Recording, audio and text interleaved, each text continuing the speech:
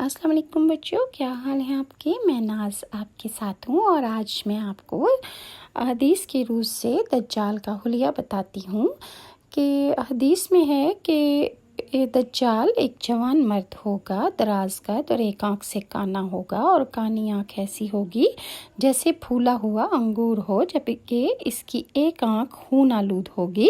اس کا سینہ چوڑا اور ذرا سا اندر کی طرف دھسا ہوا ہوگا۔ دجال کی پیشانی چوڑی ہوگی اور دونوں آنکھوں کے درمیان کافر یعنی کافر لکھا ہوا ہوگا، جسے صرف مسلمان ہی پڑھ سکے گا، چاہے اسے پڑھنا آتا ہو یا نہ ہو، لیکن جو اہل ایمان ہوں گے وہ اس کو پڑھ لیں گے۔ دجال کے نکلنے سے پہلے دنیا کی بہت بری حالت ہوگی اور دنیا میں عام قحط پھیل جائے گا۔ پہلے سال آسمان ایک تہائی بارش